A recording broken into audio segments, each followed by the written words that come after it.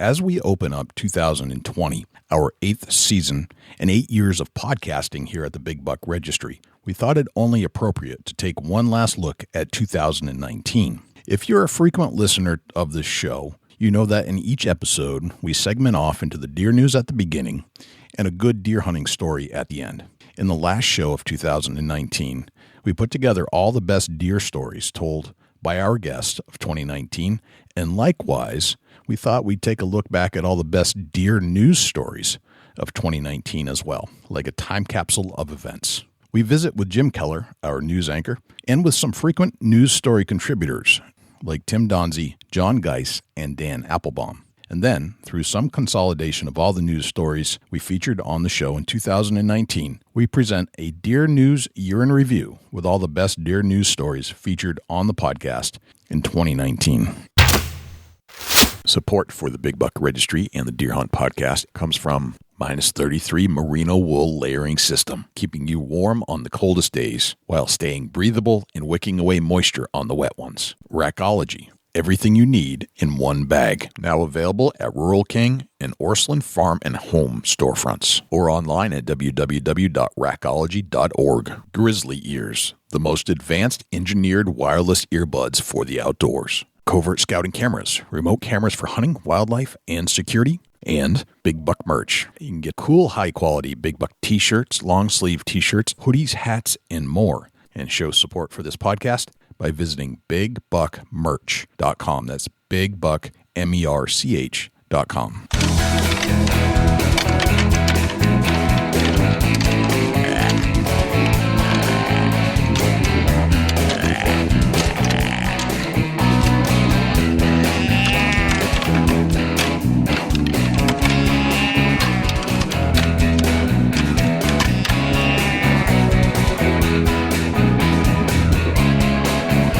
Big Buck Registry is a virtual museum of hunting stories. We preserve a piece of Americana by interviewing and recording hunters about their hunts and experiences from across the country. And who knows, maybe we'll learn a thing or two along the way that'll help us take our hunt to the next level. Hi, this is Dan Appelbaum from HuntingBeast.com. You're about to listen to one of my favorite podcasts, Big Buck Registry's Deer Hunting Podcast. Hey, this is Hal Blood from Big Woods Bucks.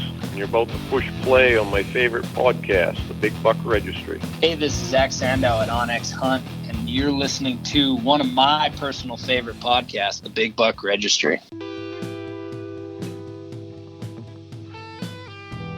Hello, ladies and gentlemen and fellow predators. My name is Jay, and thank you for tuning in to the Big Buck Registry's Deer Hunting Podcast. For Dusty Phillips and Jim Keller and the entire staff here at the Big Buck Registry, welcome to this week's show. There are a couple things I'd like you to do for us if you could. If you would, please check us out on iTunes, subscribe, and leave us a review. With your help, we're going to try and push this show up the iTunes charts. I know we have a lot of listeners out there, and I need you to take some action. I need you to leave a review and subscribe to the show. If you do subscribe, that'll give you access and notification each and every week that a new show is released. You can also access this show in its entirety on YouTube, Stitcher, TuneIn Radio, iHeartRadio, Spotify, Google Play, and as an Amazon Alexa skill. Go to Alexa and say, Alexa, enable Big Buck Registry. It's all right there for you to access on demand at your fingertips. Regarding the harness program, we're out of harnesses. We need your help. Anybody that has spare harnesses, please send an email to jay@bigbuckregistry.com. We'll get to the entire roundtable discussion with the Deer News Gang, followed by the 2019 Deer News in Review Time Capsule Edition in just one moment. But before we do, I'd like to tell you a little bit about my -33 merino wool base layer experience. My experience started with a visit to the -33 headquarters in Ashland, New Hampshire, for a tour of the warehouse and factory, followed by an interview with Jon Glidden, the owner and CEO. Jon is a straight-shooting New Hampshire Yankee, if ever there was one, and that straight-shooting attitude reflects in his product. It's high-quality stuff that does exactly what the company says it will do. After a steady hike on a cold November day up the backside of a steep New Hampshire ridge, with the sun setting and the temps dropping, I wasn't soaked with sweat. Because of the -33 merino wool base layer, I was comfortably warm and dry and itch-free. Any perspiration was wicked away from my body, and my human scent was neutralized from the natural properties that the wool brings to the table. I was thankful that I was wearing that exact base layer when that dominant buck appeared. rest assured I'll be wearing my minus 33 merino wool base layer next year when the temperatures start to drop. I'd encourage you to check out Minus 33 for yourself. Visit www.minus33.com, that's MINUS 33.com, and grab some base layers for the rest of this season or next. And please let them know you heard about them on this show by using the discount code BIGBUCK33 to get 10% off your next order. Without further ado, here's the roundtable conversation with Jim Keller, Jon Guice, Tim Donze, and Dan Appelbaum, followed by the 2019 Time Capsule 2019 Deer News in Review. This is a special show we're putting out, and it's really just a recap of 2019 and the Deer News that Jim Keller puts together. And just a little backstory, Jim started following the Big Buck Registry a long time ago, and we decided we needed a deer news anchor, and Jim stepped up to the plate. And I don't think we realize it, but there's a lot of work that goes into just trying to cover what's relevant today, and what's news, what's actual news happening right now. And what we've discovered over the years, and Jim, you can talk to this a little bit, that it takes almost a team. And fortunately, we on every single show, we always give credit to where some of the stories came from, and you'll frequently hear the name Dan Appelbaum, Jon Guice, Tim Donze, and these are guys that have come forward and agreed to help kind of collectively find stories that are out there so we can bring them to the Big Buck Registry podcast when we air a show, and so everybody can hear what's going on. So we thought we'd do a little backstory and introduce you to everybody that's involved in this project, the Deer News Project. Jim, you want to start and kind of tell us how you got involved with the Deer News Project? And I know we've talked about it a bunch of times, but I think it's good for everybody to hear. Yeah, Joe, it's kind of just as you said. I had been listening to the podcast from the very beginning, and I got to know you and Dusty at least electronically or virtually through email, texting, a few phone calls. And I think it was right around the first of the year, 3 or 4 years ago, probably at this point, that we did the first Deer News. I remember it was a horrible recording as far as I wasn't real smooth at it, but the editing that you did was miraculous.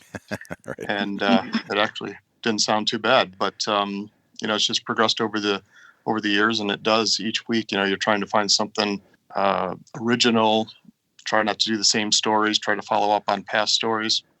And then just as more and more people start listening to the podcast, some of the guys we have here started sending in stories, and it's just gotten to the point where each week, rather than having to research stories, I just pick from the ones that these guys have sent me. So they're all real good stories. Sometimes it's hard to pick just 3 to 5 that we're going to do that week, but it's been a real help. So it's just kind of evolved, and I think we've kind of got it down to a science. Very cool. Dan, let's start with you. How did you get involved with the Deer News Project? What's your backstory? How'd you get involved in hunting, and how'd you get involved with the Deer News? I was a outdoorsman as far as I was a sailor and Eagle Scout kind of stuff and camping. But my son took a free MDC, Missouri Department of Conservation, deer hunting course one summer to get his hunter certificate, and came home and wanted to go deer hunting. And I was kind of like, well, you kind of got the wrong dad, because I don't own a gun. I don't know how to deer hunt. And a little time passed, and I was mentioning it at work, and a coworker said, well, come on down. We'll take you out. We'll get you out in the tree stand. So we went down there, and we went and bought a gun and went down to his place. We had none of the gear, and we got out in the tree and went on that first hunt and just absolutely fell in love with it. And I have 5 children. All but my oldest daughter's gone hunting with us, lots of nieces and nephews. And I ended up buying acreage in southern Missouri and gotten into habitat restoration and just enjoy the heck out of it. And I started listening to it and really enjoyed it. So I was happy to contribute whenever I could with news stories. Well, very nice. I appreciate you coming on board and helping out. There's so much to cover, and every little bit helps. And definitely have found that over the years that when I started this, I was going to need a team, and I didn't expect that there would be contributors in quite the way that there is. But you guys have been dealing stories to Jim for quite a while now, so I thought it was a good time to open this up to expose the world to how we put it all together. Jon, let's turn to you. Jon Guice, you've been contributing to the Deer News, and tell us your backstory. How did you get involved in hunting, and how did you get involved with the Jim Keller Deer News? Well, I was raised in rural Louisiana, and unlike many, my father was not a hunter, but I was blessed to have an uncle that was, and he took me under his wing. And during very liberal seasons we have down here, we started off with archery in October, and some areas go to the last day of January with liberal game. You can kill several deer. And so through that uncle, he got me into it, got me hooked. And when I got out of college and was able to work with a firm of men that shared the same interest, and we hunted together, and which led to me getting my two daughters into hunting. It's kind of interesting to me that my oldest daughter, and all the hunting and the game cleaning that we've done over the years, it got her into an interest for medical school. So it's a family affair for us. We grow deer, we feed protein, we plant summer plots. I've not taken a deer in 2 years, but I've taken many father and sons and uncles and nephews and daughters. And to me, that's the thrill, seeing others get into the sport. And Very cool. being interested in it, I ran across the podcast and started to look at deer news articles myself, and I realized how hard it was. And so, especially during the off season when nothing's going on. And so that led me to send in a few articles, and Jim thanked me, and I appreciated it. And that's how I got involved. Very cool. I appreciate your contribution to the show, and I'm sure all of our listeners appreciate it. Of course, it's behind the scenes, but this is why I wanted to highlight this news segment in the way I am today, because there's a lot more behind the scenes stuff that goes into collectively finding these stories and bringing them to the show. Tim, how about you? What's your backstory? How'd you get involved in hunting, and how did you get involved with the Deer News? Thanks, Jay. As a young person, I was fortunate enough living here in the St. Louis, Missouri area to have a family that had a couple of lots at a lake in southeast Missouri, Clearwater Lake. Did a lot of boating and camping and fishing and hiking, and in time that turned into hunting. My dad was a small game hunter. My brother-in-law was a little bit more active with deer and turkey. They were both very instrumental in me getting into the woods. And over time, I got into bow hunting as a young adult. I had a school buddy that had a 2,000-acre ranch in central Missouri that I got to go face some big old deer on, and just got me hooked. I currently have 30, 35 acres in northeast Missouri I go to deer and turkey hunt. That included, similar to the others, family activities. My nephew, my brother-in-law, good friends, coworkers joined me there. In my travel and for work, I travel a lot. So I'm driving. I was looking for podcasts at one time. I realized there was such a thing as podcasts about deer hunting, and I've been hooked on Big Buck Registry ever since. I always found the Deer News interesting, and I'm always watching, the Missouri Department of Conservation emails and other topics in the news about deer hunting, deer management, and just enjoy being involved. Very good. Well, I appreciate you coming on board, and it's we're trying to give credit where credit is due, and Jim's always good about doing that in every show. So I thought it was time to get everybody together in one collective spot and have a discussion and kind of recap the year. And this is really what this show is. It's a recap of all the deer news stories that happen throughout the year, and we're going to have this in a collective in one show, taking all the deer news stories. And after we end our conversation here, we're going to pick up where we started off in last January and bringing all those stories back to life, so we can essentially have a time capsule and have it all in one spot. So, Jim, let's turn back to you. You were discussing some of the statistics of the deer news stories that came up throughout the year. You want to run those by us? Yeah, so as we were talking about doing this, I thought I'd look back and given that for the whole year, these three guys have been involved, kind of do some analysis on the number of stories, types of stories, et cetera. So for 2019, we did 26 episodes with 86 stories. And as I kind of looked at the types of stories, we had about 15 that had to do with some kind of bad behavior, whether it was poaching, breaking a law, something to that effect. We had 17 that had to do with safety issues, accidents. And a big topic this year seemed to be different kinds of animal attacks, whether it was deer, bear, coyotes. A lot of stories about animal attacks this year. We had 14 that had to do with milestones or records, really young hunters, really old hunters. We had 31 stories that had to do with something kind of scientific, whether it was research, new hunting policies or seasons, changes in practices, data, public relations, around like maybe gun control type issues, and also animal behavior studies. And then the last category I tracked was just probably kind of more disease related things. So there's 9 stories that had to do with CWD, bovine tuberculosis. Triple E was a story that was big in Michigan this year, and then just a couple on Lyme disease or ticks. So that totals our 86 stories for the year. Gotcha. All right, very good. Dan, let's turn back to you. What was the most intriguing story to you in 2019 that you may have covered? I guess I'll start with maybe a little selfish story, in that the fact that poaching has always been a major struggle for me, and I've felt that Missouri, in particular, had very low poaching fines, and I've sent things to different senators and representatives and communicated some of the QDMA studies about poaching fines in each state, pointing out that Missouri was one of the lowest. And so the highlight of my year was when Missouri came out with an increase in poaching fines, and I think that it just goes to help those that might be tempted to poach. It decreases the risk, and I know in that part of the state I hunt in, that spread like wildfire amongst the people who might be inclined to poach. And I think it's making an impact already, improving both the quality of deer available for those legal hunters and also improving the reputation of hunters as a whole. So that was a highlight for me. Jon, let's turn to you. What was your number one story of 2019?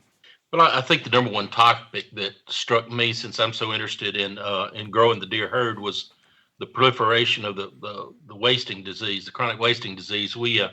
Mississippi got hit with it, or a case was discovered there late last year. It has changed the way everyone does business, as far as even transporting harvested deer to alerting the agencies, and I think that's a primary concern for me. And the stories that Jim identified on that were top notch. And I think everybody likes those feel good stories too. As we get older, we start thinking about the time when we may not be able to hunt, and then we hear about someone that's 100 years old or 90 years old that was able to get out and enjoy the outdoors, and it kind of gives you a sense of hope. So those are the two categories that I really took interest in this year. Nice, very good.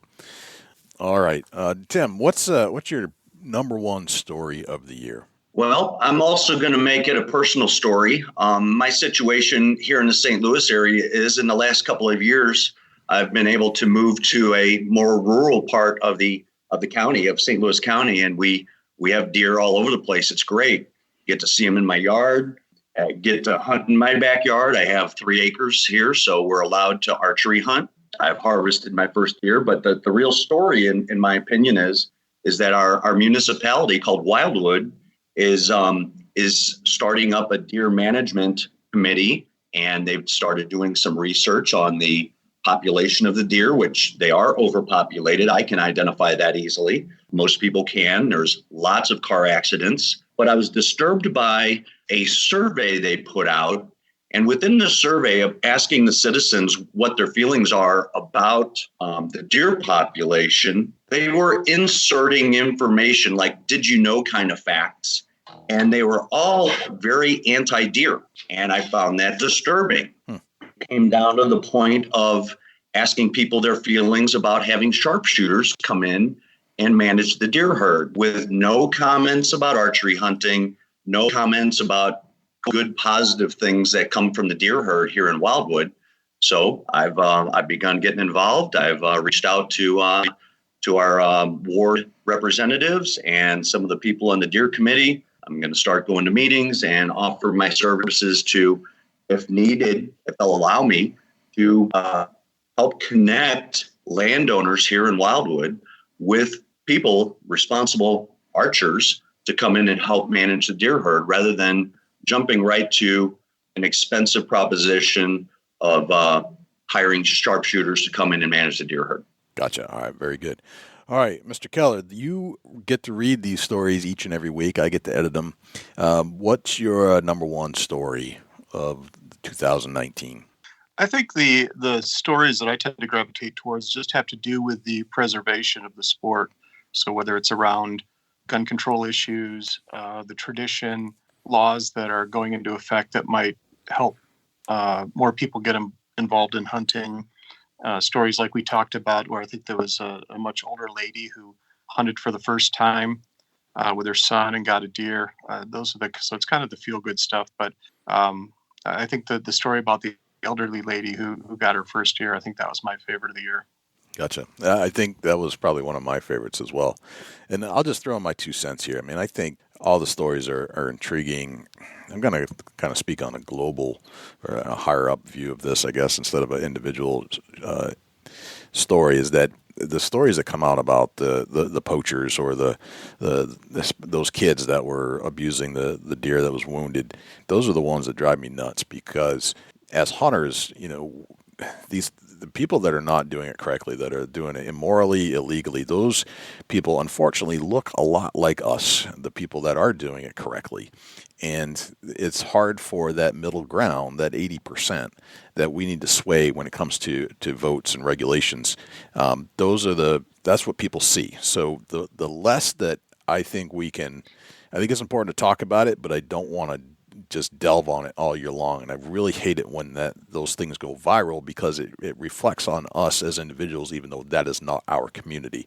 I never felt like, even though the poachers look like us and they're doing the same things we were doing, there's a whole different approach there to what they're doing compared to what ethical hunters are doing. So I think constantly getting the stories out, but then also prefacing those stories that this is not our community. Our community are law-abiding, ethical hunters that do it right within their own states.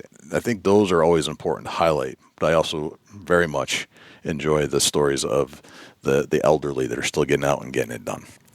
Where are we going to go in 2020? Are there any stories that you guys are starting to watch a little bit? I'll just open it up to the floor. This is John. With the presidential election coming up, I think all hunters have the Second Amendment in common. I know bow hunting's big, particularly in the states where you have some firearm restrictions. But the Second Amendment issues are so intricately tied to hunting that that's something I definitely have on my radar already. Gotcha. All right. Very good. Anybody else want to add in there? Sure, I'll jump in. This is Tim. I'm hoping that in 2020 we see more CWD stories that are related to research and science, and maybe not less, but not as much about just the detection of it. We all know it's there, at least in the states that we have it, like Missouri. We typically know the regions, but I'm really interested in what occurs with the research and trying to solve the problem. Gotcha. All right. I would agree completely with that. Truthful and accurate education of the public is an area I hope we can get more news stories out. So that I agree wholeheartedly. Very good. And Jim, you got anything that you're looking at that is of interest? I think with that same thing that I mentioned earlier, just things that kind of help the sport, whether it's the management of CWD, calling out those people that break the rules or break the laws and poach, and making it clear that that's not how the rest of us do it. I think the categories I covered earlier, although that was kind of at the end of the year type of analysis, I think those are generally the categories that our stories typically fall in. So whatever these guys send me, I'll be putting on the show. Very cool. I do have to say I appreciate each and every one of you for contributing to the show, and I think the Deer News segment is a very important piece of the puzzle. I think it really highlights what's happening today, and I'm planning on making this time capsule each and every year. So I'm hoping that we can all get together as we go through this journey and do another panel at least next year. I'm kind of thinking that we need to do this like once a quarter, just to kind of recap what's going on, because hot topics are hot topics, and I think the more we can bring to our community to educate them is very important. So I do want to say thank you from the Big Buck Registry and from the Deer News as being part of that. It's really important to me. It's important to Jim, I'm sure, and to just our entire listener base.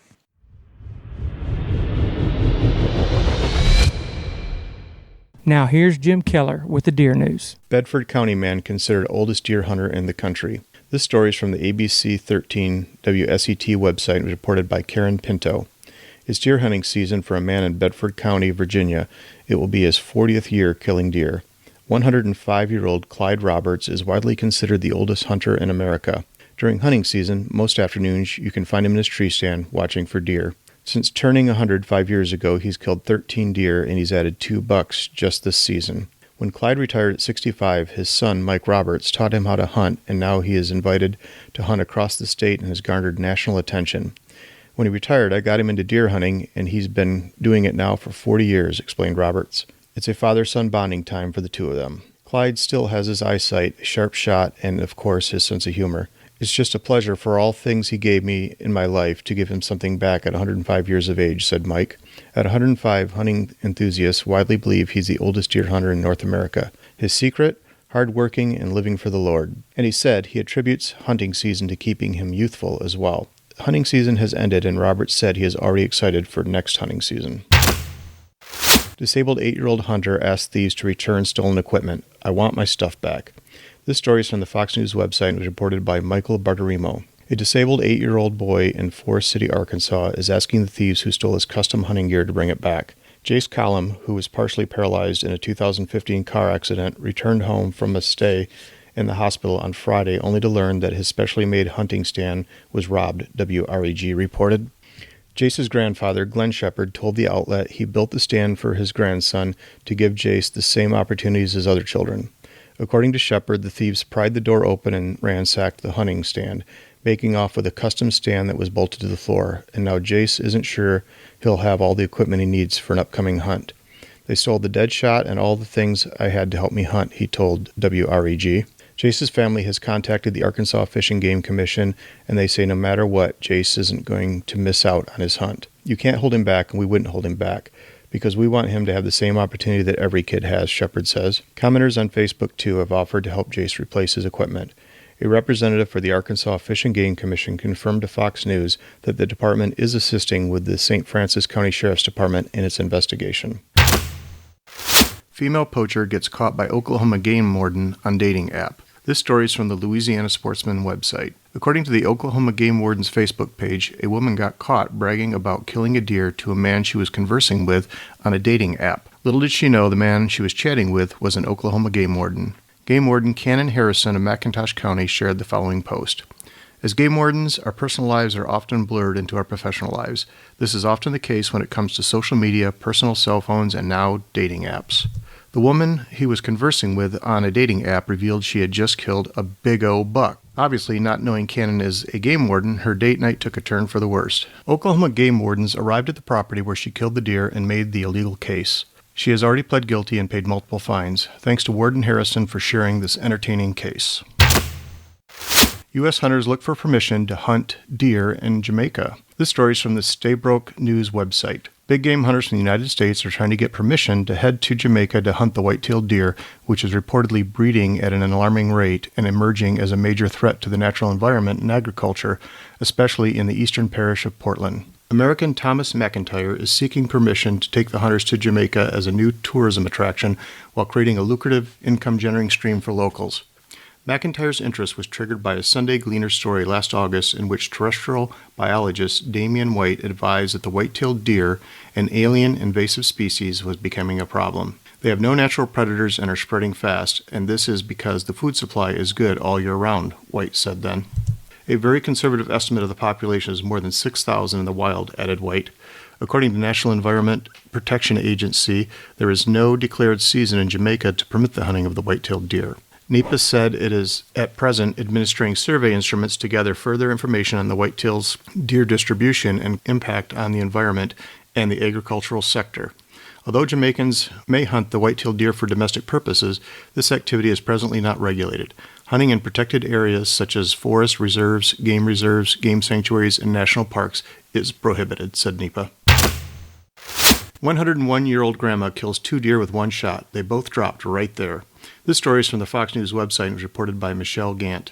Age is only a number, and one 101-year-old woman isn't letting it stop her from doing what she loves. Bertha Vickers of Morgantown, Mississippi, has been hunting and fishing most of her life. I don't know why everybody's making such a big deal about it, she told the Clarion Ledger last year after the outlet wrote a profile on her hunting accomplishment just shy of her 100th birthday. When you're as old as I am, you naturally think each one could be your last one, but I'm going to go as long as I can. I enjoy it. I love being outside, she said. This year, she's making headlines again for her success during deer season. Though it isn't the size of the deer that's caught people's attention this time, it's the amount. After missing 4 deer earlier in the season, she was determined to get one, and after spotting several, she got ready. I decided to wait for a bigger one. Before long, a bigger doe came out, and I shot, she said. But Vickers ended up killing 2 deer with the single shot. I saw 2 deer on the ground. It shot plumb through both of them. They both dropped right there. They didn't take another step. I knew it was back there. I didn't realize it was that close to her where it could get shot. Not letting any of her meat go to waste, Vickers ended up giving most of it to her grandkids and made steaks for herself. Wyoming man charged for poaching 114 deer and antelope. This story is from the Sporting Classics Daily website. A Sheridan County, Wyoming resident has been charged with 2 misdemeanors and 9 felonies for wanton destruction of big game animals. Greg Lambden, a 62-year-old Sheridan resident, turned himself into the Sheridan County Sheriff's Office on Tuesday, February 5th. The first 2 charges from July 2016 to November 2017 and December 2017 to March 2018 are high misdemeanors which each carry punishment of 1 year imprisonment and $10,000 fine.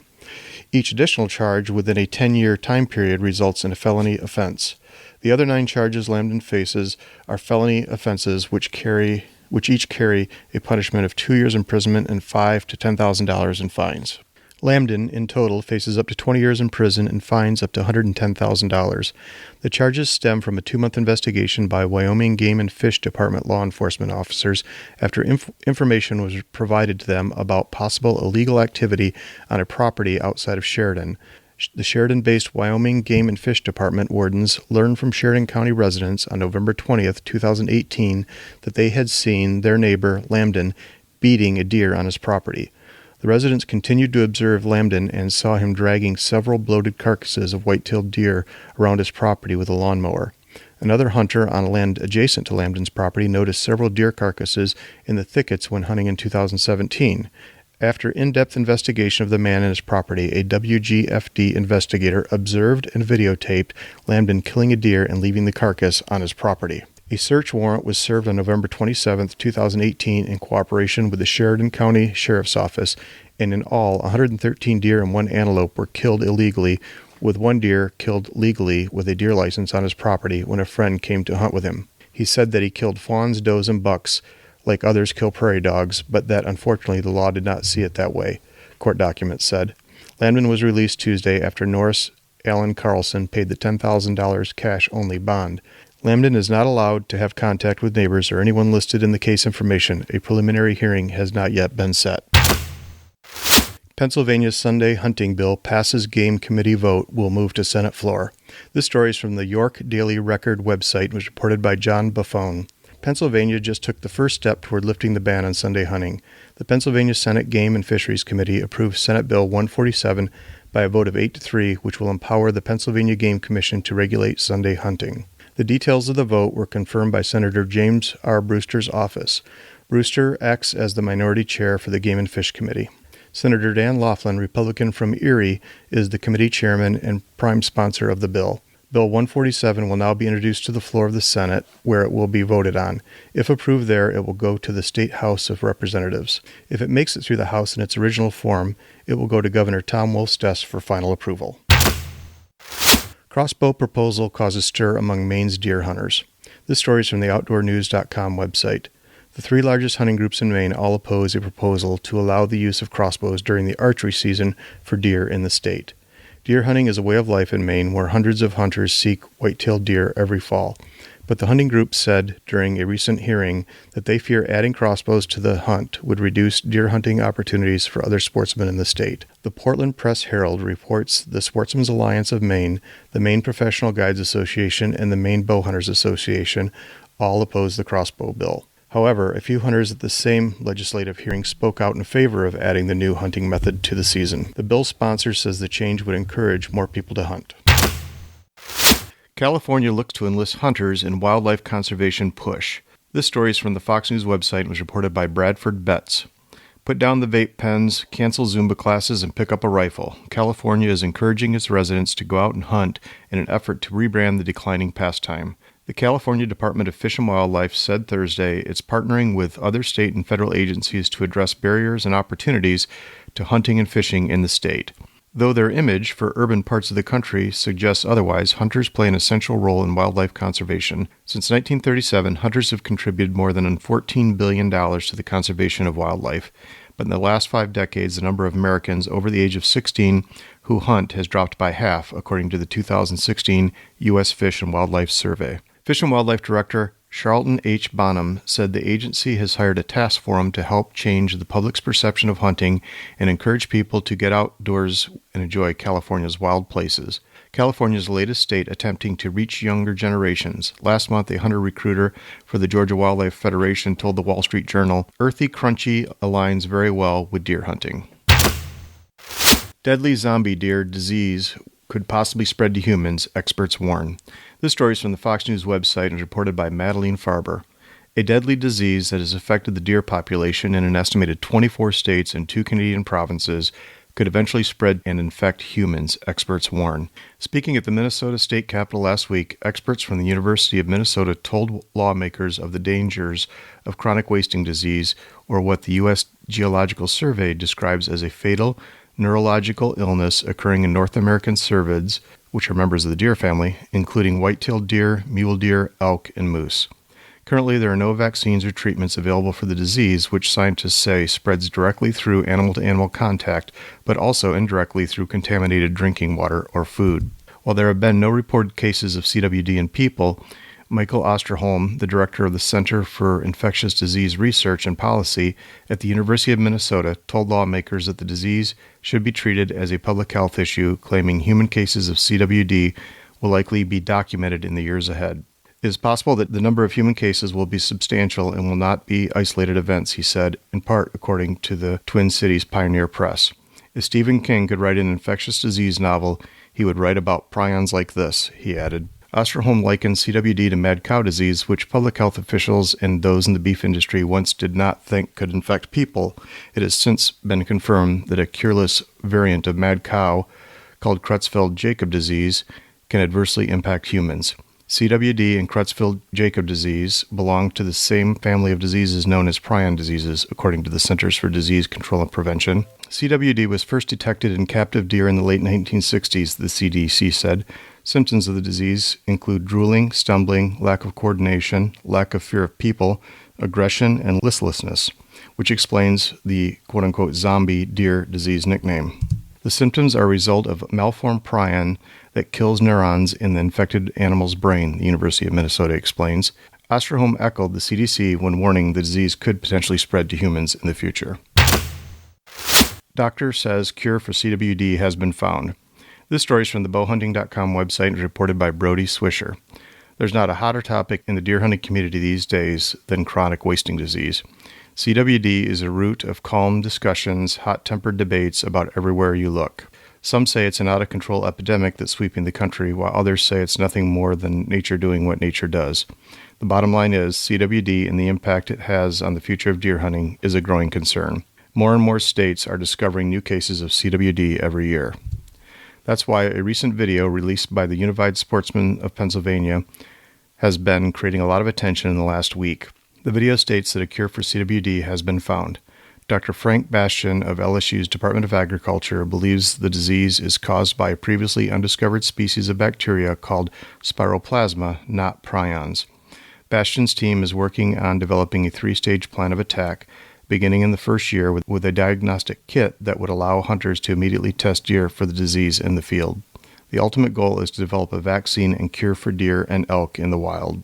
It's honestly a very bold statement, and the skeptics have shown up in a hurry. But what if these guys are onto something? What if this 3-stage approach to curing CWD will actually work? And beyond the deer herd, what if it could actually cure greater diseases and health concerns like Alzheimer's, as claims are being made? For a closer look at what Dr. Jon Evelyn had to say regarding a cure for CWD in a recent press conference in Pennsylvania, please check the Big Buck Registry Facebook pages for the link. The group seems to have gathered some support from local groups in Pennsylvania, but it's a different story when it comes to support from where it may matter the most, the Pennsylvania Game Commission. The commission responded with a skeptical statement saying decades of research have provided abundant evidence that prions are the infectious agent of CWD. The commission went on to say that while alternative theories exist, they have not been thoroughly researched. Other sources say that no one has yet to replicate the research mentioned above, nor does any wildlife agency accept the bacteria theory. This ultimately could be the biggest hurdle for Dr. Bastian's team. Without replication, does Bastian even have a solid, sound scientific foundation? Woman claims Tinder banned her over hunting photos, calls out double standard. This story is from the Fox News website and was reported by Alexandra Diabler. One woman was banned after taking a shot at love. A Vermont woman is claiming she was permanently removed from the popular dating app Tinder because of her hunting photos. The woman, who wishes to only be identified by her first name, Nicole, said she was vacationing in San Francisco and opened up Tinder to show her friend her profile. A couple of hours later, she opened the app. She said she got a notification and a gray screen that read, "Your account has been banned for activity that violates our terms of use." Nicole said she has 2 hunting photos of herself on the app, but that she cropped each picture to be in compliance with the app's regulations. "I cropped it so there were no weapons, no blood. My family, we are not trophy hunters, we hunt for food," Nicole told ABC7. "We respect the animal, we respect the outdoors, we eat every part of the deer that we can and only take shots when we feel it's going to be a good shot and it's going to take the animal as quickly and painlessly as possible." However, someone in the Bay Area found Nicole's photo of her with a harvested deer to be offensive and reported it into the app, as well as tracked down her employer and sent him a message about the hunting pictures. Nicole was shocked, finding none of her profile pictures offensive. She reached out to Tinder to inquire about the ban, but received no response until she posted on Twitter, along with a handful of men who had also posted hunting photos and had not been banned. Nicole's profile was reinstated, and Tinder is looking into the matter. She also reached out to report the original user for harassment after emailing her boss. However, there has been no update as to whether her profile was banned, and Nicole is not sure if she wants to continue using Tinder. A spokesperson for Tinder said in a statement to Fox News, "We are committed to maintaining a positive ecosystem and take any reports of behavior that is contrary to our terms of use or community guidelines very seriously. We have a team dedicated to investigating each report. The account in question has been reported multiple times. The matter has been resolved and they can now use Tinder." New bill would let landowners sell deer permits to out-of-state hunters. This story is from the KSNT.com website and reported by Alec Gartner. Deer hunting is a big moneymaker for many rural areas in Kansas. People travel across the state and even from other states to participate. A new bill in the legislature would give those people outside of the state a new way to hunt in Kansas. Mickey Holloway runs Heartland Outdoor Trophy Hunts, a business that helps out-of-towners hunt in Kansas. He believes the new bill, which would allow people that own at least 80 acres to sell the deer permit they acquire to an out-of-state hunter, is a good idea. He said the reputation of big bucks in Kansas will always have people wanting to hunt here. Not everyone sees it that way, though. If you start allowing more people to come in and hunt and just hunt those, we're going to lose genetics. We're going to lose that revenue that we're gaining in this state through out-of-state hunters, said State Representative Eric Smith. But Corbett said each person has the option if they want to use the program. The bill would let 1 permit to be sold per landowner. It is planned for a final vote in the House Wednesday, and if passed, will head to the Senate. The legislature has failed to pass similar bills in years past, and on Tuesday, the House narrowly moved the bill forward by just 3 votes. Former Steubenville, Ohio officer sentenced for poaching scheme. This story is from the dailyjeff.com website. A former Steubenville police officer has been sentenced along with 4 other men for running an illegal poaching scheme in Jefferson County, Ohio, Attorney General Dave Yost announced at the end of January. A 3-year investigation by the Ohio Department of Natural Resources Division of Wildlife, with assistance from the Bureau of Criminal Investigations Environmental Enforcement Unit, found that former officer Nathan Klein and his accomplices took paying clients to private and public properties to hunt without approval from landowners. The crimes occurred from 2006 to 2017. Assistant Attorneys General from Yost's office served as special assistant prosecutors for the case. Judge Michelle Miller of the Jefferson County Common Pleas Court sentenced Klein to 2 years in prison 5 years of probation, ordered him to pay restitution of $29,165 to the Ohio DNR Division of Wildlife. Klein, who was the ringleader of the group, also had his hunting license suspended for 3 years and must pay a $3,000 fine. He was convicted in December of 5 felony charges, including attempted engaging in a pattern of corrupt activity and unauthorized use of the law enforcement automated data systems, LEADS, in addition to 11 misdemeanor wildlife violations. The city of Steubenville fired him in October. The other men sentenced included Marlon Hale, 3 months in jail, 6 months in community-based correction facility, 5 years of probation, 500 hours of community service, 3-year hunting license suspensions, $3,000 in fines, and $2,600 in restitution. Robert Gilbert, 910 days in jail, which was suspended, 5 years of probation, 3 years hunting license suspension, $6,000 fine, and $18,725 in restitution. Waylon Dietrich, 90 days in jail, which was suspended, 2 years of probation, $1,000 fine, $1,000 restitution, and Richard Haar, $750 fine, $1,250 in restitution. 2 other men, Joshua McLaren and Ronnie Griffith, were sentenced previously to 1-year hunting license suspension in order to pay fines and restitutions of more than $1,000 each for their roles in the scheme. New study finds deer species react differently to wolves. This story is from the Flathead Beacon News website. A new study shows that different types of deer react differently when approached by hungry wolves. Researchers at the University of Washington recently studied how wolves are interacting with 2 species of deer in the state, the white-tailed and the mule deer. The study found that white-tailed deer are graceful runners who will seek flat ground in an effort to outrun wolves, but mule deer have developed a quick jump escape technique that makes them appear to go bouncing off on a pogo stick. This is effective for escaping on uneven, rocky ground. The researchers found that mule deer will move to higher elevations and steeper slopes to avoid the predators. White-tailed deer are more comfortable running from wolves and sometimes move to flatter ground where they can better see wolves coming. Remember these facts on your next hunt. Road commissions ask whoever's leaving deer bait on side of the highway to stop. This story is from the Up North Live website and was reported by Anne Marie Kent. The Chippewa County, Michigan Road Commission is asking whoever is putting deer feed on the side of the road to stop. Corn is being put on the shoulder of M48 between Prentice Bay Road and Gettsville, and it's attracting deer. The Road Commission said when one of their drivers approached the area, more than 20 deer were on the shoulder of the highway. They said it causes hazardous conditions for both deer and drivers. Colorado Parks and Wildlife cracked down on illegal antler collecting. This story is from the KJCT8.com website and was reported by Sierra Ferguson. You could face steep fines if you're caught collecting shed antlers in western Colorado. The season for shed hunting will open on May 1st. Since January 1st, restrictions on collecting shed antlers have been in effect on all public lands west of Interstate 25. Those restrictions go through April 30th. Additional restrictions apply in the Gunnison Basin. The new season guidelines were launched last year, and Colorado Parks and Wildlife say they focus on educating the public. Now they're shifting that focus to enforcement. If you're caught collecting antlers before May 1st, you could be cited, fined, and have points marked against your hunting or fishing license. Why has the season been adjusted? To protect deer and elk across the state.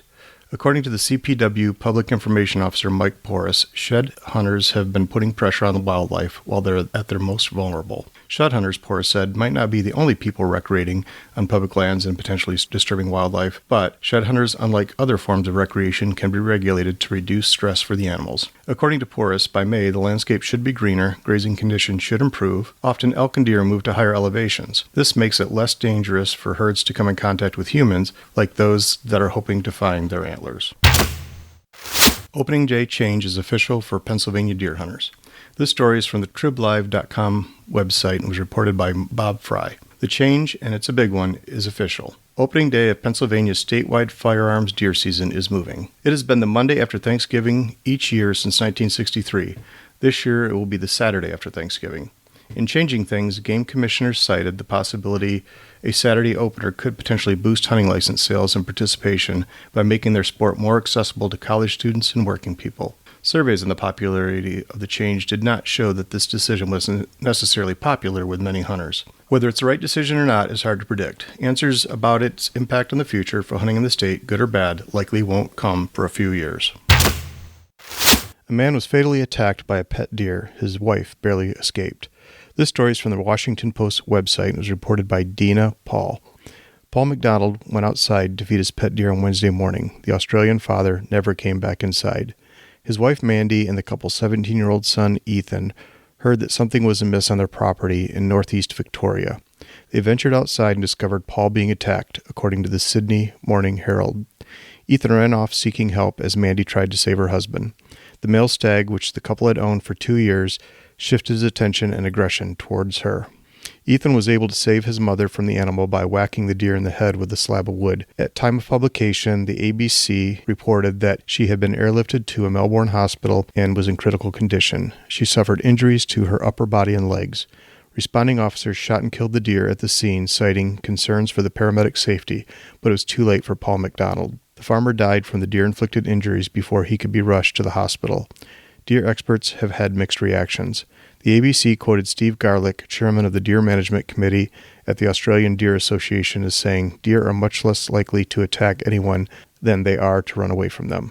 But others familiar with the stag species are less surprised to hear of Wednesday's attack. The fall's months are deer mating season, Barry Howlett of the Australian Deer Association told the Morning Herald. With higher testosterone levels, they can be more aggressive. It's not an everyday occurrence, but it's not unheard of for deer to kill people in that situation, he said.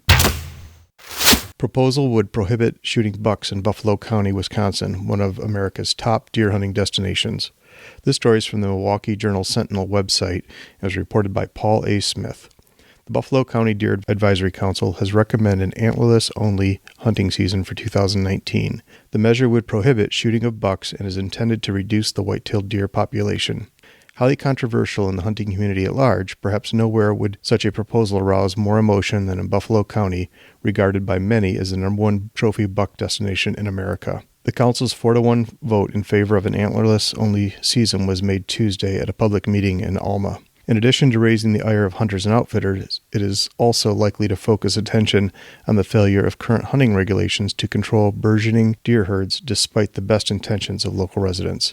The council has a goal of decreasing the county's deer herd, but last year, even when 3 antlerless tags were issued for each hunting license, the deer population increased 12%, according to the Department of Natural Resources. Considered the most severe option in the Wisconsin deer regulation toolbox, the antlerless-only regulation is opposed by many hunters who prefer to target, or at least have the option to shoot, bucks. Man poaches, then freezes 20-point buck. This story is from the American Hunter website. Indiana conservation officers report that a Dubois County man has pled guilty to illegally taking a potential record-breaking white-tailed buck. Mark Gill, 56, shot a non-typical 20-point buck with more than 200 inches of antler in 2016 after previously taking a buck earlier in the year. In a clear violation of Indiana's one-buck regulation, Gill caped out the second buck he killed and kept it frozen for a year with the intention of claiming the kill the following season.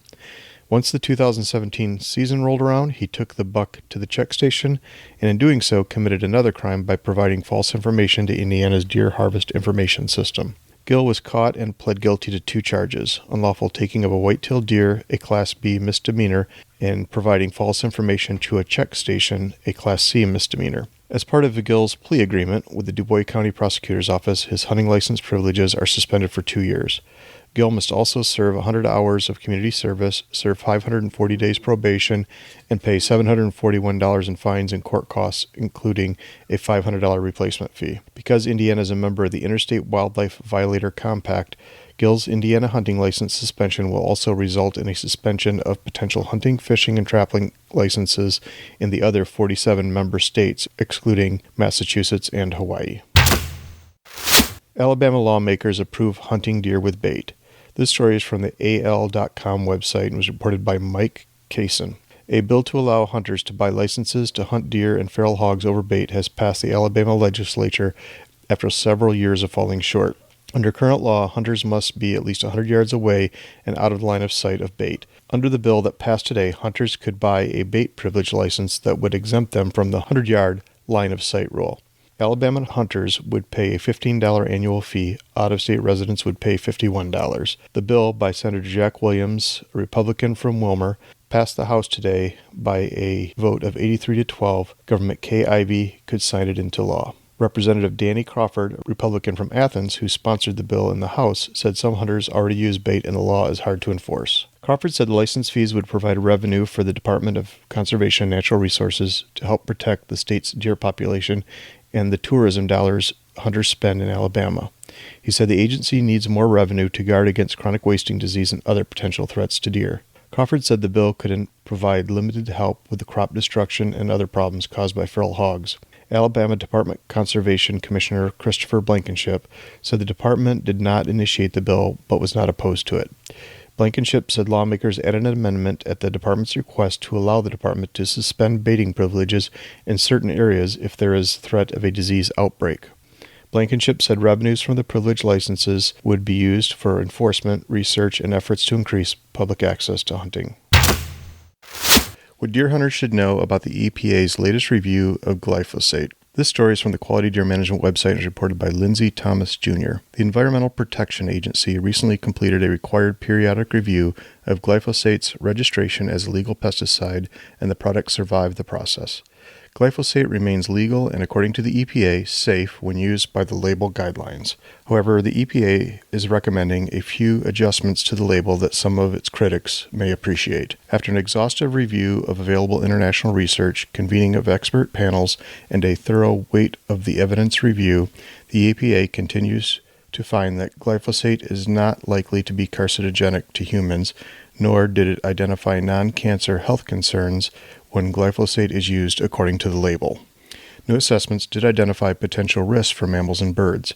Where food plotters and deer habitat managers are concerned, the potential health risks or level of concern for mammals and birds feeding on plants treated with glyphosate was primarily for spot treatment mix rates rather than the lesser mix rates used on larger applications of the herbicide. The other area of potential risk identified by the EPA is the review of spray drift, glyphosate being carried by the wind away from its target areas into bordering vegetation. The EPA admitted that pollinators, including bees and monarch butterflies, are harmed when important plants like milkweed for monarchs are killed by drifting glyphosate. In the broader world of agriculture and forestry beyond food plots, is glyphosate being overapplied or misused? Yes, one confirmed result of over-reliance is glyphosate-resistant weeds, which QDMA has warned against. But addressing worldwide misuse of the herbicide goes beyond the scope of QDMA's mission. Where deer and deer hunters are concerned, glyphosate is safe for use by habitat managers when they follow the label. Secretary Bernhardt proposes increasing public access to hunting and fishing on 1.4 million acres nationwide. This story is from the Department of Interior website. Furthering the Trump administration's efforts to increase access to public lands, U.S. Secretary of the Interior David Bernhardt today announced from Ottawa National Wildlife Refuge in Oak Harbor, Ohio, a proposal for new or expanded hunting and fishing opportunities at 74 national wildlife refuges and 15 national fish hatcheries managed by the U.S. Fish and Wildlife Service across more than 1.4 million acres. The proposal would increase the number of units in the service's National Wildlife Refuge system where the public may hunt from 377 to 382, and the number where fishing would be permitted would be increased from 312 to 316. The proposal would also formally open lands on 15 hatcheries of the National Fish Hatchery System to hunting or sport fishing for the first time. The proposal also outlines a comprehensive revision and simplification of all refuge-specific hunting and fishing regulations in all 50 states to more closely match state regulations while continuing to ensure safe and compatible opportunities. The service worked closely with the states in preparing the proposed rule. New proposed refuge opportunities include lands and waters in Wisconsin, Wyoming, Colorado, Ohio, Texas, Florida, Illinois, Missouri, and Washington state. Hunting, fishing, and other outdoor activities contributed more than $156 billion to economic activity in communities across the United States in 2016, according to the service's National Survey of Fishing, Hunting, and Wildlife-Associated Recreation, published every 5 years. More than 101 million Americans, 40% of the U.S. population aged 16 and older, pursue wildlife-related recreation, including hunting and fishing. The service will seek comments from the public on the proposed rule for 45 days, beginning with publication in the Federal Register in coming days. The notice will be available at www.regulations.gov, docket number FWS-HQ-NWRS-2019-0040, and will include details on how to submit your comments. The service intends to finalize the proposed changes in time for the upcoming 2019 and 2020 hunting seasons. A complete list of all refuges and hatcheries in the proposal is available in the proposed rule and online on the www.fws.gov website. Rare pitch black deer was just spotted in West Michigan. This story is from the Detroit Free Press website and was reported by Alina Sakon. A rare pitch black deer was recently spotted and photographed about 150 miles north of Grand Rapids. According to the Quality Deer Management Association, the black deer spotted is a rarity called a melanistic whitetail, and they're harder to spot than albino or piebald deer.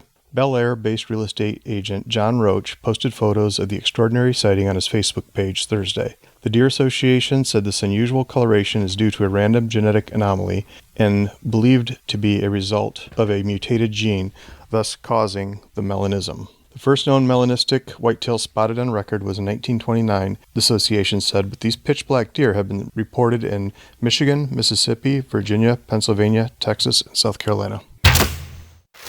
Are you putting yourself at risk for Lyme disease? This story is from the Fox News website and was reported by Susan Abram. With reported cases of tick-borne illnesses on the upswing across the nation, experts and specialists say the public needs to do more to avoid risks. A record number of cases of tick-borne diseases were reported by state and local health departments in 2017, according to the Centers for Disease Control and Prevention. In total, tick-borne illnesses increased by 22% from a total of 48,610 reported cases in 2016 to a total of 59,349 reported cases in 2017. The last year data was available. A majority of those were Lyme disease, health officials said. Reported cases capture only a fraction of the overall number of people with tick-borne illnesses, health experts for the CDC recently noted. Even so, the number of reported cases of Lyme disease in the United States has tripled since the late 1990s. Most Lyme disease cases are reported from May to August. The illness often occurs when a young infected tick called a nymph bites into skin and transmits bacteria. The tiny arachnid prefers to attach itself to warm parts of the body, such as your groin, armpits, or scalp. Everyone from Connecticut to California, North Dakota to Texas needs to take precaution. The CDC offers the following tips. Use insect repellent that contains permethrin to treat clothing and gear such as boots, pants, socks, and tents. Wear clothing pre-treated with permethrin. Conduct a full-body tick check on yourself, children, pets as soon as coming in from the outdoors. One of the easiest way to do this is to get undressed and hop in the shower. Put clothes in a dryer for 10 minutes or more after coming in from the outdoors. Check and clean the lint trap too. Colorado Parks and Wildlife say that wildlife rehabilitation centers could run out of room for rescued fawns. This story is from the 4 CBS News website. Colorado Parks and Wildlife is concerned that rehabilitation centers are running out of room for all the rescued fawns in their care. There are already 7 at the Wet Mountain Wildlife Rehabilitation Center, and 2 more were brought into the CPW office in Colorado Springs Friday morning. One fawn was seen running alone along Highway 24 near Manitou Springs. Another was orphaned after its mother and twin were killed by a car near Cascade. On Thursday, officers rescued another fawn whose mother was killed after being hit by a motorcycle on Interstate 70 in Golden. CPW officials say the Wildlife Rehab Center, where they send these animals, is filling up fast. Officials are reminding people to not touch fawns they see alone in the wild. Young wildlife is frequently left alone in a safe location while adults go on the search for food. Young fawns and calves are left for long periods of time and are safer when they are left alone. If you come across young wildlife, do not approach them as the mother is probably nearby, officials stated. If you do encounter young wildlife on the trail or in your yard, leave the animal where it is and be careful to keep pets out of the area. Use binoculars to quietly view the animals from a distance. Do not get too close to the animals, as human proximity may make the wild parents afraid to return. They are also asking drivers to keep an eye out for deer on highways. Iowa City turns to bow hunters to manage urban deer herd. This story is from the KCCI 8 Des Moines website. Iowa City is turning to bow hunters to help manage the deer population within the city. The Iowa City Press Citizen reports that City Council reluctantly approved adding winter bow hunts beginning in 2020 and continuing through 2024. In addition, sharpshooters will be brought in to cull the herd this next winter. City officials had wanted to stick with managing the deer herd largely with sharpshooters, but the State Natural Resources Commission wanted bow hunting to be part of the plan and wouldn't approve a plan without it. The bow hunting will help ensure that the deer population remains at a density of fewer than 10 deer per square mile. Colorado man receives lifetime ban on hunting, fishing, and trapping after investigation. This story is from the Fox News website and was reported by Alexandra Diebler. A Colorado man received a lifetime hunting, fishing, and trapping ban after an investigation into his activities led to a felony conviction. Jeff Bodnar of Hartselle, Colorado, was arrested and charged with 22 crimes related to illegal hunting and trapping activities, the Wildlife Parks and Wildlife Northeast region shared in a press release. The 46-year-old, who has had his hunting, fishing, trapping privileges suspended twice before, pleaded guilty in May to unlawful possession of 2 black bears and a mountain lion, as well as possession of a weapon by a previous offender. The Colorado Parks and Wildlife Commission handed down the lifetime suspension in June, following an investigation that started in 2014 after a report was received that Bodnar was hunting and trapping while his license was suspended. Mr. Bodnar appears to possess a complete disregard for Colorado's hunting laws and a total indifference for wildlife, said Wildlife Officer Ian Petkesh. We take these investigations seriously because of the toll someone like this can take on local wildlife populations. Bodnar has been the subject of illegal hunting investigations before. In 2008, he was convicted of conspiracy to violate the Lacey Act of 1900, which prohibits selling or trading wildlife or fish that has been possessed illegally, and received 27 months in federal prison. If he is found to violate the lifetime ban, Bodnar faces fines up to $10,000 and 90 days in jail. The only things thriving are the buzzards. Limited deer feeding allowed in Delta flood. This story is from the Mississippi Clarion Ledger website and is reported by Brian Broom. Mississippi's South Delta has been flooded for months, and some wildlife populations are struggling as a result. In response, the Mississippi Department of Wildlife, Fisheries, and Parks recently announced limited supplemental feeding of deer is now allowed in Issaquah and Warren counties. Melissa Lyons and her husband, Sherwood Lyons of Vicksburg, witnessed the toll on wildlife, particularly deer, on a regular basis. The two raise cattle on the levee and have seen the effect of nutritional stress on the local deer population. Melissa said when her husband cuts hay, deer in the field are so weak from the lack of food resources that he has to cut off his tractor and physically touch them to make them move out of the way. Then there are the dead. He's pulled 20 out of the hayfield in one day, Melissa said. It's never been this bad for this long. They don't have anywhere else to go. They're exhausted, they're starving. The only things thriving are the buzzards. Supplemental feeding of deer was banned in the area after chronic wasting disease was discovered in Issaquah County in 2018. The disease is fatal for deer and thought to be spread through direct and indirect contact of deer, so the department banned supplemental feeding in the area to prevent unnatural concentrations of deer. Deer hit by planes. It's happened twice this year at New Jersey airports. This story is from the Courier Post online website and was reported by Gerald Stoss Hout. New Jersey drivers are familiar with the occasional deer strike, but deer on runways? Twice in recent months, pilots have struck deer that have wandered onto airport grounds. In May, a pilot told National Transportation Safety Board investigators he had just lifted off at South Jersey Regional Airport in Lumberton when a deer struck the fuselage on the right side, according to a report recently made available. The pilot, a 75-year-old West Hampton, Burlington County man with nearly 3,000 hours of flight time, was able to bring the plane back into a landing pattern and safely put it on the ground. Photographs of the damage show the elevator completely removed from the aircraft. Neither the pilot or the co-pilot reported injuries. And in February, a Cessna 172 pilot struck and killed 2 deer, the NTSB said in a report issued last week. Perimeter fencing at this airport only covers the eastern and southern sides, and an airport manager told NTSB investigators that deer were frequently seen in and around the airport. A deer strike occurred at least once every 2 years, the manager told investigators, according to the report. MDC and State of Missouri increased penalties for poaching. This story is from the Missouri Department of Conservation news release. The Missouri Department of Conservation, the MDC, and the Missouri Legislature and Governor have taken actions to increase penalties for those caught poaching Missouri game animals and other native wildlife species. Missouri Governor Michael Parsons signed HB 260 into law July 11th. Called the Poaching Bill, it significantly raises fines for those convicted of illegally taking Missouri game species and other native wildlife. HB 260 was sponsored by Representative Jared Taylor of Republic and Senator Mike Bernskoder of Jefferson City. New fine amounts include $10,000 to $15,000 for each elk or black bear killed illegally, $1,000 to $5,000 for each white-tailed buck, $500 to $1,000 for each wild turkey, and $500 to $1,000 for each paddlefish. Supporters of the bill said the previous fines for poaching were too low in Missouri. The bill also gained support in part from 5 Missouri elk that were illegally killed by poachers in the past few years. None of the cases has yet been solved. The fines are considered restitution payments for poaching game animals and are ordered by a judge. Monies from the fines go to the state's School Monies Fund. The restitution payments are in addition to other fines and penalties for violating the Wildlife Code of Missouri. The new fines will go into effect on August 28th. DNR monitoring beach-going deer considering tranquilizing possibility. This story is from the MLive.com website and reported by Melissa Frick. A white-tailed deer captured this weekend on video interacting with beachgoers along Lake Michigan is being monitored by state wildlife officials due to the safety risk. One of the options being considered, although no decision has been made, is to shoot the deer with a tranquilizer and relocate it away from the popular beach at Saugatuck Dunes State Park.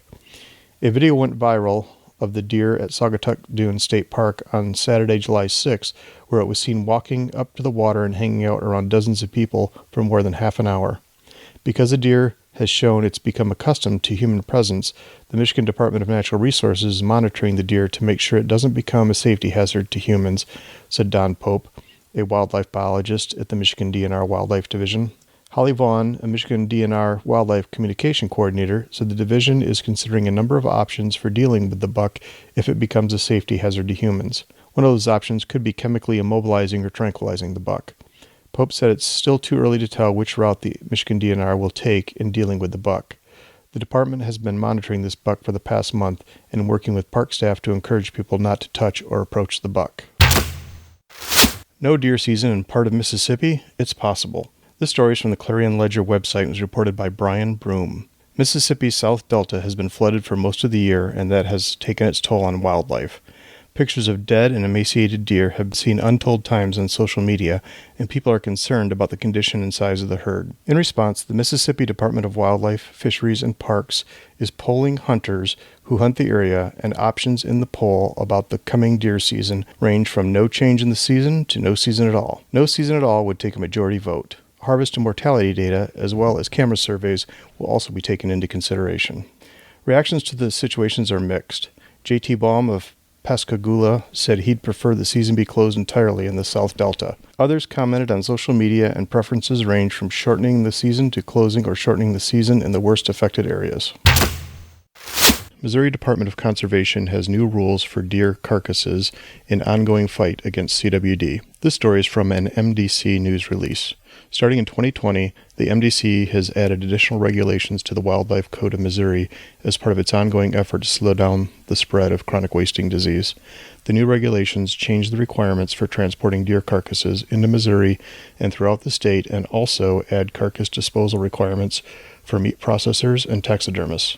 The Missouri Conservation Commission initially approved the changes at its May meeting and gave final approval at its August 23rd meeting in Jefferson City. The changes will become effective February 29th of 2020.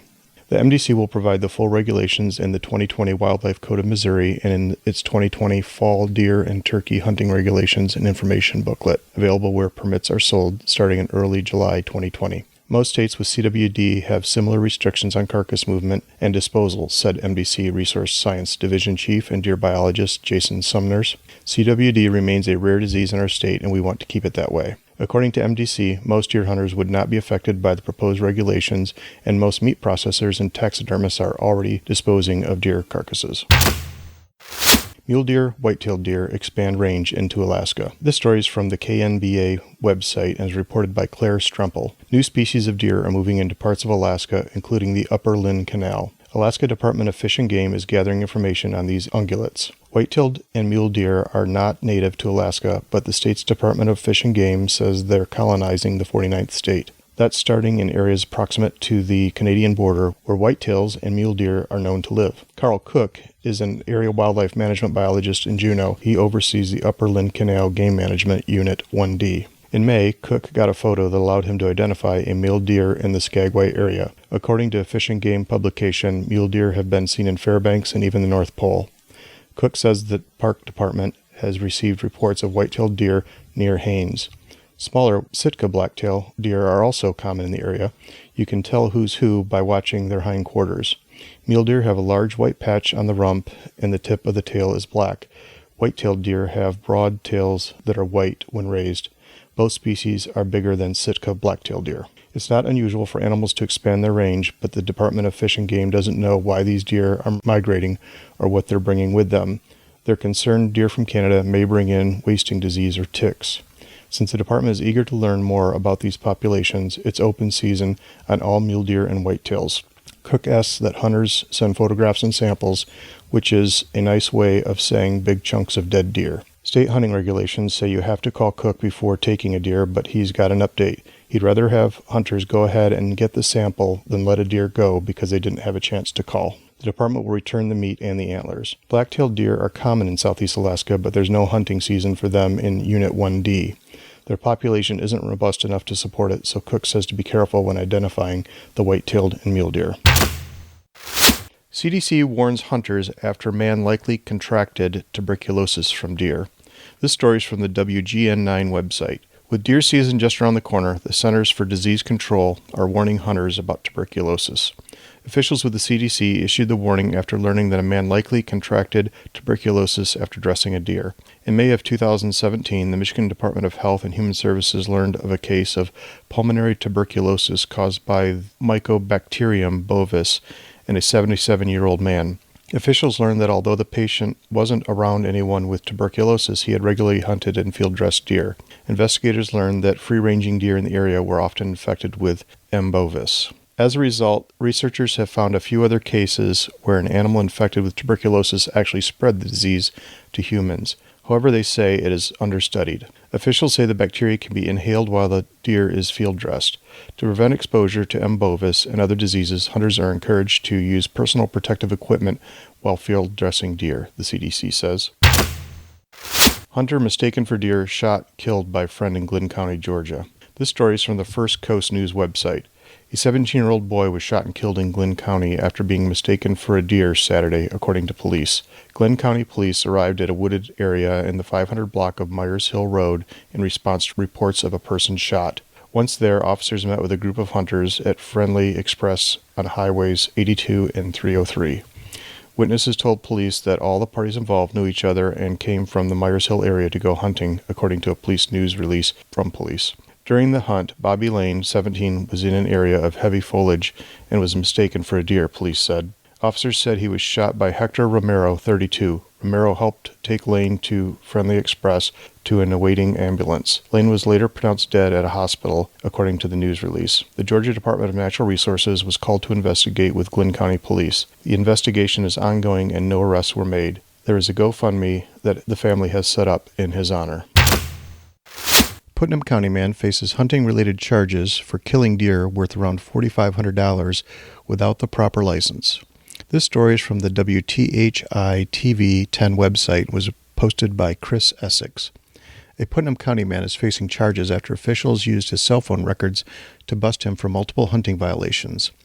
The investigation started last November after a complaint of someone hunting from an off-road vehicle and trespassing. Around the same time, 37-year-old David McCullough from Green Cattle claimed he killed a trophy-class deer. Conservation officers checked their records and found inconsistent reporting of the killed deer. They say an interview showed even more discrepancies. That is when officials used a search warrant to check McCullough's phone. They say data from the search shows a text from McCullough that same day that claims he was planning to hunt without a valid hunting license.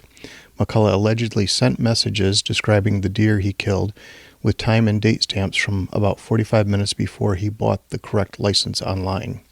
The deer McCullough killed has an estimated value of $4,500 due to its size. McCullough is facing multiple hunting-related charges. Hunter bags rare antlered doe, deer of a lifetime. This story is from the Fox News website and was reported by Janine Puhak. One Oklahoma hunter was recently in for quite a surprise when he realized the antlered deer he shot was not a male but rather a female doe. Outdoorsman Chris Blades was on the prowl in Seminole County when he harvested what he initially suspected to be an extremely non-typical buck that was in fact biologically female. Officials for the Oklahoma Department of Wildlife Conservation have since described the doe as the deer of a lifetime. Biologists say this can occur in an average of 1 in 10,000 does. Reps for the OWC wrote on Facebook. For this reason, regulations for deer are referred to as antlered and antlerless, not buck and doe, the department said, sharing 3 images of Blades' catch in a post that has since been liked more than 2,200 times. When contacted for comment, ODWC big game biologist Dallas Barber confirmed to Fox News that Blade's catch was a white-tailed deer and described the antlered female as, quote, very rare. While it is very rare, we do see 1 or 2 antlered deer harvested each year. It is caused by hormonal imbalance, Barber said. As long as deer season is open and you are abiding by our management zone's designated doe days, it is never illegal to harvest a doe, he said. This might be the new world record whitetail. This story is from the Meat Eater website and was reported by Spencer Newharth. Social media is abuzz this morning as deer hunters fawn over what might be the new world record whitetail. Gunnar Womack, a teen out of Oklahoma, arrowed this incredible 8x8 buck last night while hunting over a wheat field. An initial score by Womack's dad put the buck at 201 inches net and 214 inches gross. Womack said the 13-inch difference comes from the shorter left G2 and broken main beam on the right side. The current world record typical whitetail is the famous Hansen buck, which has just over 213 inches of net antler. Womack has a better shot at claiming the new world record for a typical whitetail taken with archery equipment. That record belongs to Mel Johnson and has stood since 1965. Mel's perfect 6x6 Illinois deer scored 204 inches. Even if he can't reach the Hansen or Johnson buck, Womack will likely beat the current Oklahoma typical record of 194 inches. Womack's buck will certainly be close, but he'll have to wait another 59 days to get an official Boone and Crockett measurement. The club requires a drying period before taking a final score, which sometimes leads to as much as 5 inches in score lost. New research sheds light on lunar phase impact on white-tailed deer. This story is from the Spokesman Review website and was reported by John Hayes. Conventional wisdom has long held that deer are more active on moonlit nights and most active under a full moon. The day after the conjecture followed, deer move around less in the daylight. Research from 2017 says maybe not. That's because 2 years ago, the Penn State College of Agricultural Sciences published research suggesting that the moon and its phases have little to no impact on deer mobility by day or night. The research used GPS-monitored positions of does 2 years old or greater collected in October 2015 and October 2016. The original research had tracked those does on an hourly basis, providing better positioning data. The statistical model combined the elements of sunrise, sunset, hour of day, and moon phase, defined as a full moon being greater than 67% illuminated, a partial moon being 33% to 67% illuminated, and a new moon less than 33% illuminated. Tens of thousands of data points were tracked by Jessica Hepner, a Penn State undergrad awarded a summer research grant to analyze deer forest study data. The GPS telemetry showed that the deer moved nearly 200 feet per hour at night and fewer than 165 feet per hour during daylight hours. They moved from about 400 to 450 feet per hour at sunset and sunrise, and were more active near dusk than dawn. Overlaid against the periods of full moon, the study showed that the deer traveled fewer than 20 feet further per hour during nights with a new moon. In daylight, during periods of partial moon phase, they moved about 13 feet farther. Dwayne Diefenbach, adjunct professor of wildlife ecology and leader of the Pennsylvania Cooperative Fish and Wildlife Research Unit at Penn State, says that while the study was based on more data and used better technology than previous moon phase studies, more work could be done. Young Minnesota hunter 11 bags 12-point buck on her very first hunt. This story is from the Fox News website and was posted by Michael Holland. An 11-year-old girl in Minnesota surprised even her father when she bagged an impressive 12-point buck last week. Making the feat even more impressive, it was the young girl's first time shooting on a hunt. Lily Mickelson took the buck down around dinner time on Friday night, Fox 9 reports. She was out on a hunting trip with her father, Luke, and the pair reportedly waited 2 hours before spotting the animal. Lily fired on the buck and managed to hit it in the back, she said, explaining that she had to approach the buck and shoot it a couple of times before it died completely. Meanwhile, Luke told the news outlet he was still in shock over his daughter's achievement, adding that he couldn't have been any more proud. He also claims that when he tells his friends about his daughter's accomplishment, they don't believe him, which is why he keeps a photograph for evidence. Fortunately, it seems that Lily isn't letting her dad's bragging give her a big ego. I just kind of laugh and say, well, I just got lucky, she told Fox 9. Arkansas hunter dead after deer he shot apparently gets up and attacks him. This story is from the Fox News website, reported by Nicole Dara. A hunter in Arkansas died after a deer he shot turned the tables and reportedly attacked him. Thomas Alexander, 66, is believed to have been killed as he was hunting in Yellville, an area roughly 102 miles east of Fayetteville, on Tuesday at about 6:30 p.m., officials said. Alexander shot the buck using a muzzleloader. Keith Stevens, a spokesperson for the Arkansas Game and Fish Commission, told Fox News. He apparently went over to the buck and it got up and attacked him, Stevens said. The 66-year-old was able to call his wife and he was transported to the hospital after 8 p.m. He was going to be airlifted to the hospital, but Alexander stopped breathing on the way to the helicopter, so he was driven there in an ambulance. Alexander was pronounced dead at Baxter Regional Medical Center in Mountain Home. It wasn't clear whether Alexander died from the deer attack or due to other medical problems like a heart attack, but hospital officials said he did have puncture wounds when he was admitted. The spokesperson said he doesn't believe an autopsy will be conducted to find out how the hunter died. Stevens told KY3 that about 4 years ago there was a similar incident during which somebody was stuck by a buck's antlers but survived. He said hunters should make sure to wait 30 minutes after shooting a deer before approaching it, as it may not be dead. Stevens said Alexander may have done that, but we just don't know.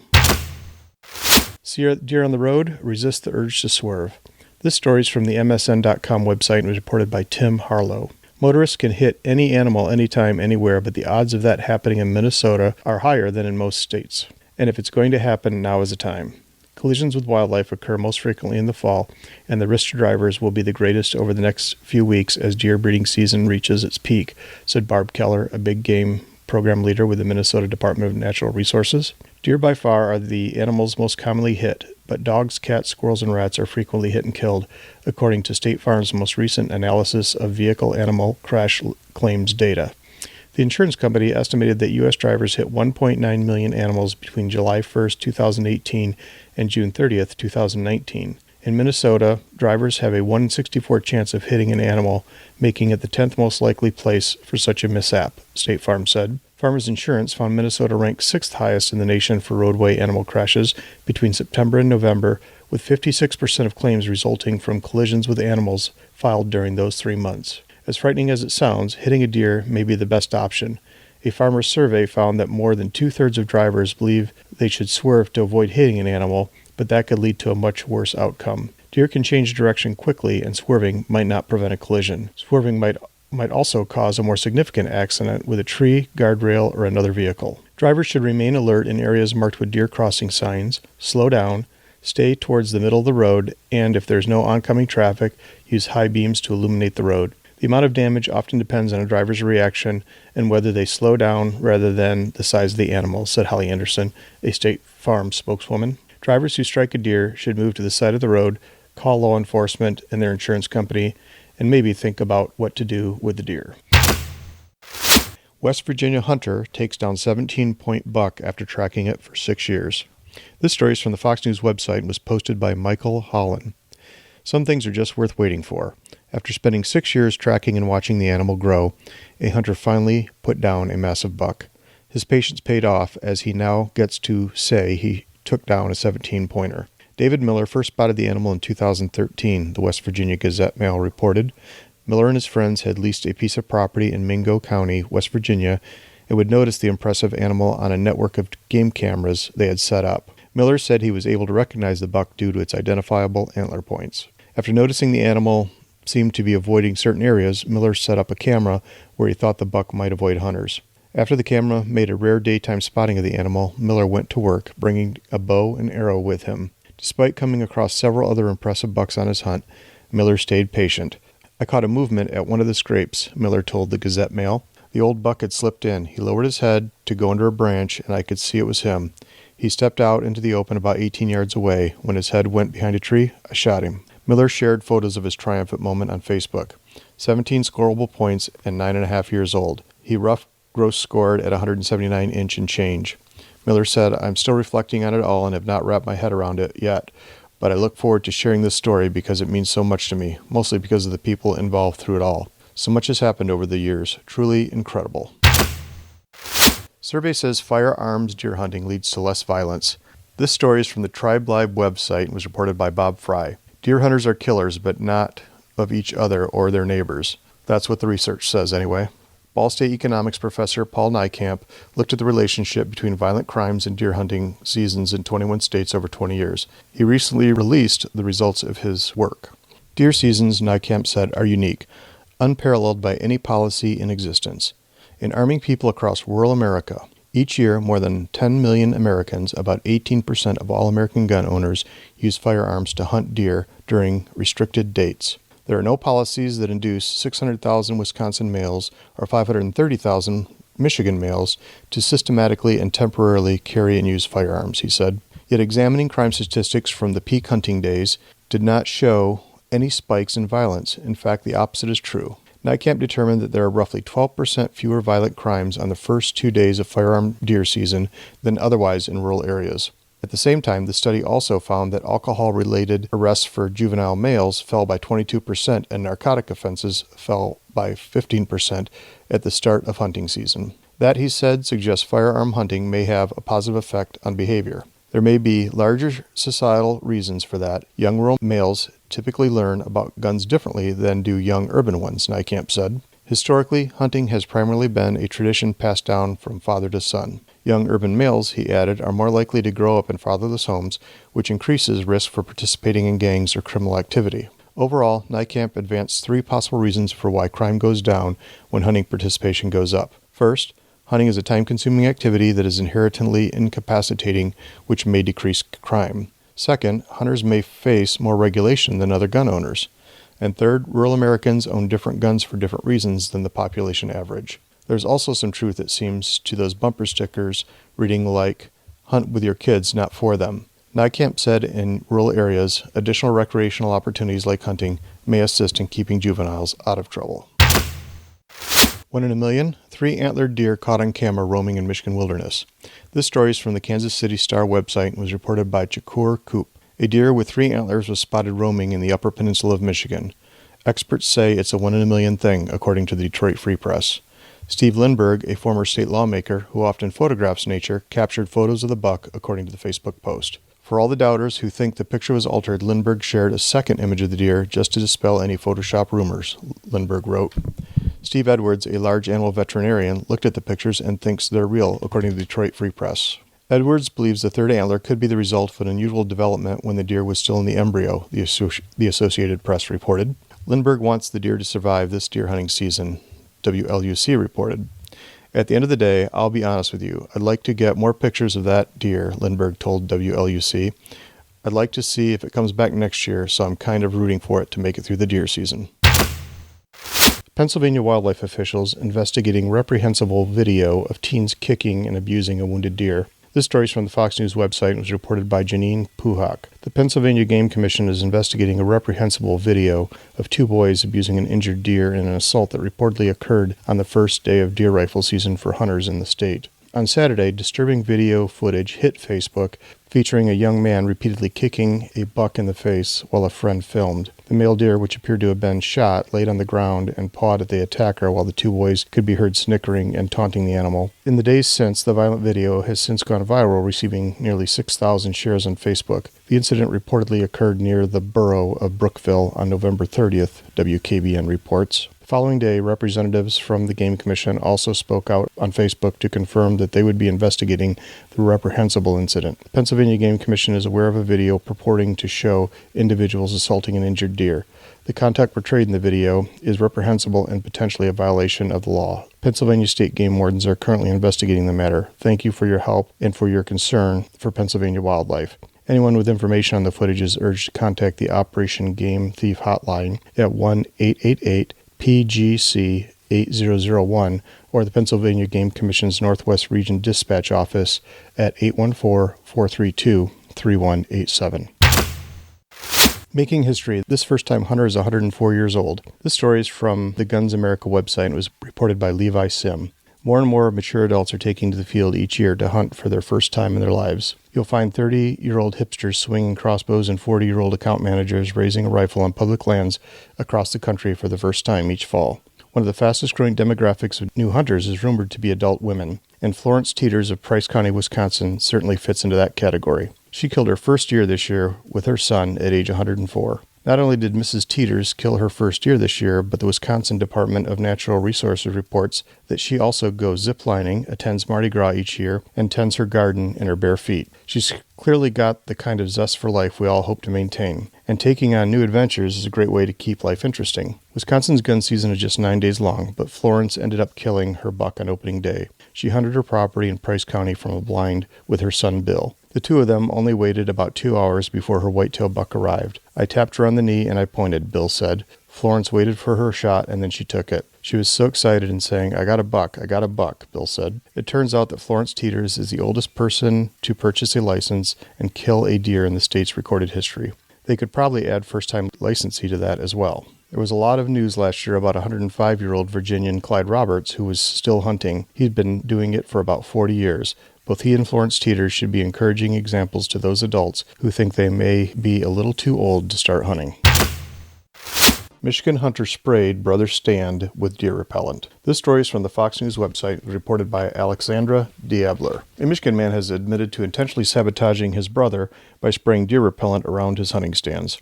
The Michigan Department of Natural Resources recently responded to a complaint of hunter harassment during firearm deer season in Newaygo County. The complaint accused the brother of harassing him while hunting on private land the pair owned together. DNR Conservation Officer Mike Wells, who investigated the case, examined 2 SD cards from trail cameras, which showed the brother wearing a backpack sprayer and spraying 2 hunting stands located on public U.S. Forest Service property, Michigan Live reports. The DNR collected and tested samples of the liquid sprayed on the stands. According to reports, Officer Wells confronted the suspect as he was hunting in his blind.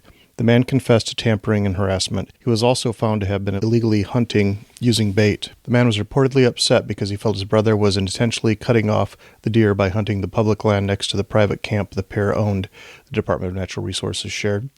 The man reportedly apologized and admitted to spraying liquid fence, which is used as a repellent for deer. A warrant request has been submitted by the DNR for hunter harassment and using bait, the outlet reported. Iowa hunting partner shoots house and fellow hunter during opening weekend excursion.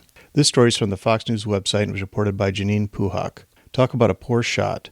One ill-fated hunting excursion in Iowa ended in property damage and a trip to the hospital after one member of the hunting party was shot in the leg. On Sunday, during the opening weekend of shotgun deer season, conservation officers with the Iowa Department of Natural Resources received word that a Logan home was damaged by bullets. An 18-year-old hunter named Chase McGuire was shooting at a deer over a hilltop when his bullets missed the animal and hit a nearby house, KCAU reported. Worse yet, during the same outing, another member of the hunting party was shot in the leg by one of his fellow outdoorsmen. Craig Brendan, 38, was shot in the leg by another hunter who was firing at a wounded deer, KTVO reports. Brendan, also of Logan, was hospitalized for the injury and later airlifted to the University of Nebraska Medical Center, where he remains in stable condition. Now authorities are working to determine which hunter in the group fired the shot that hit Brendan. An investigation has since been launched into the incident and no charges had been filed as of Tuesday, per KCAU. Deer killed in Georgia after crashing through driver's windshield. He tried to hitch a ride. This story is from the Fox News website and was reported by Robert Gearty. A female motorist was okay after a head-on encounter with a deer on a Georgia road. It happened on a Thursday morning in Jones County. Not a good way to start the morning, Sheriff Butch Reese said on Facebook. I knew it was cold this morning. I guess the deer was looking for a little heat or maybe trying to get away from a hunter in the woods, but whatever the reason, he tried to hitch a ride. Reese posted a photo showing the dead deer in the vehicle's front seat after crashing through the windshield. The sheriff said the woman behind the wheel was not injured, but she didn't care for a riding partner either. He appealed to hunters to help us out with the deer problem and get them while they are in the woods. WMGTV reported last month from November 1st to November 27th there were 41 accidents between cars and deer in Jones County, far above the usual monthly average of 16. Really can't thank Jim enough for doing what he does week in and week out with his contributors, Tim Donze, Jon Guice, Dan Appelbaum, in putting together the news story each and every episode, as he's done for the last 4 or 5 years. It's really been a nice piece to the podcast. Jim will keep putting out the deer news each and every episode. Here's to the roaring 20s.